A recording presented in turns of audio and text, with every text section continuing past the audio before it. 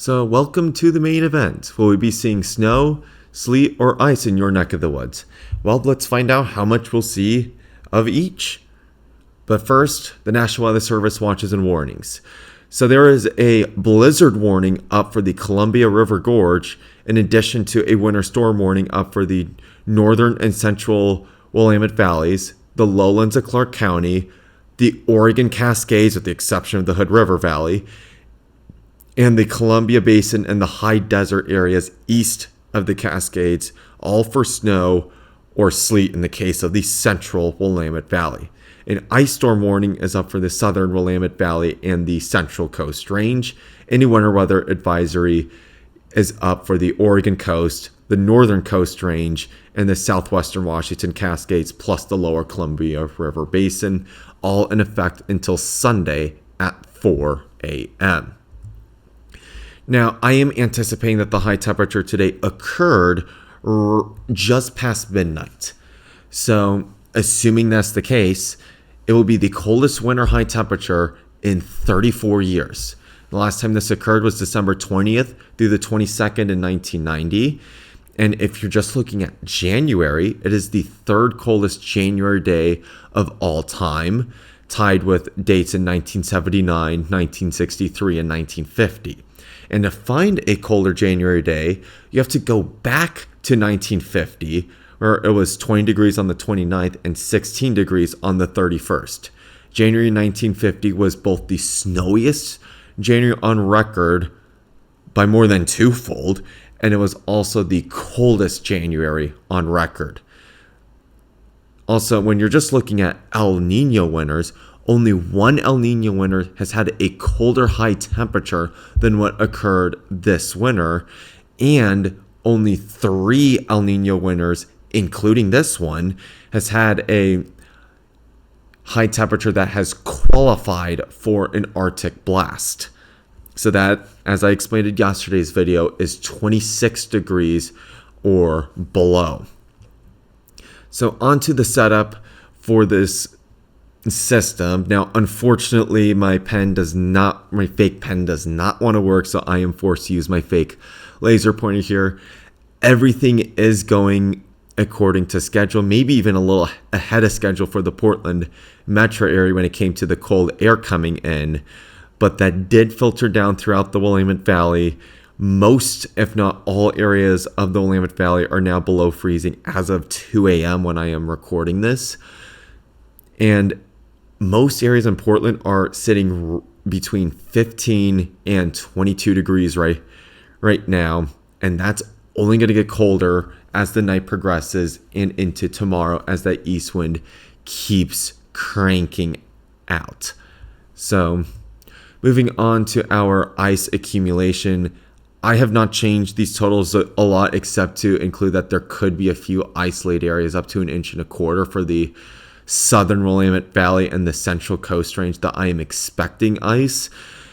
For the Central Willamette Valley, I again expect that a lot of this will be sleet, so I am expecting reduced freezing rain totals of about 1/10 of an inch to 3/10 of an inch.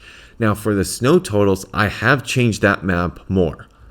So for the Portland area, if everything falls with snow, I'm anticipating from 4 to 9 inches. That also includes the southwestern Washington Cascades. The higher elevations on Mount St. Helens and Mount Adams will receive more than what's seeing here.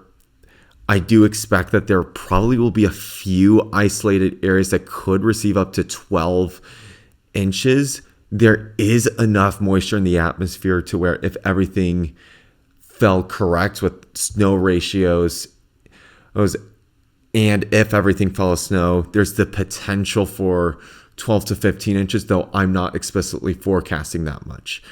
Now, along the central Willamette Valley, and I've extended this down to now include Corvallis, as the airport in Corvallis recently reported snow or sleet, and I have seen reports of sleet in Corvallis. So I'm expecting now a trace to 3 inches of snow. Most of this, however, will be sleet. Sleet does get recorded in as snow under the official data sets in the National Weather Service. Now, I'm not anticipating most of the Portland metro area will be in sleet. I just think the cold air is going to be too deep being pumped out of the gorge, as I explained in yesterday's video, that really the only areas that I expect would have sleet is kind of in any areas of that could experience a warm tongue. So that would be the southeastern portion of the metro area and maybe Wilsonville, Tualatin, and southern portions of Tigard. That would reduce these snow totals probably even below 4 inches in some areas. If everything fell as sleet, that'd be equivalent to about 1 to 3 inches of sleet. Now onto my forecast notes. East winds, I am expecting between 35 and 60 mile per hour gusts in the metro area. Strongest near the Columbia River Gorge, weakest near the northwestern portion of the metro area like Banks and Vernonia. The wind chills I am expecting are now going to be near or below zero with my updated temperature forecast, especially in the east metro area. A transition event is growing in its likelihood for Tuesday or Wednesday, though it is too early for details on how much or what type of precipitation. I am leaning freezing rain right now. That is subject to change as we get closer to that event. I'm also anticipating that this is primarily a Portland event, rather the event we'll experience today is a valley-wide event. Temperatures on Sunday may also be colder depending on snow cover, both in Portland and the Columbia Basin, which is the source of our cold east winds, northerly winds if you are deeper in the Willamette Valley. I don't anticipate temperatures will be as cold in the central and southern Willamette Valley because of the lack of snow cover down there. Onto the timeline for Corvallis. And based on the reports I have seen, I updated Saturday morning to now include sleet and maybe some light snow too, before it transitioning fully over to freezing rain the rest of the day on Saturday. This transition will occur earlier for people further to the south or to the east in the Willamette Valley. For Corvallis, I am expecting steady temperatures around 28 degrees. Temperatures are probably going to be a little bit warmer the closer you get to Eugene, and they are going to be colder in Salem, where I'm expecting temperatures in Salem to be pretty consistently in the low 20s versus Eugene probably hitting 31 degrees for its daytime high. And on Sunday, the early morning, I am expecting the low to be in the lower 20s as precipitation dries out around midnight Saturday into Sunday. For Portland, I am anticipating primarily snow, except, as I mentioned, in areas that could experience a warm tongue in the southeastern metro area and far southern metro area, with snow flurries to start the day going into snow showers and then full-on snow with the daytime high temperature being 19 degrees. It does taper off the further we go into the night, and I am expecting the low temperature to be around 15 degrees on Sunday morning, with the east winds continuing to crank. As a side note, low temperatures will not get as low as they otherwise would because said east winds actually will prevent low temperatures from getting as cold as they could, but they also prevent high temperatures from getting higher than the air mass normally would support if the east winds suddenly went quiet.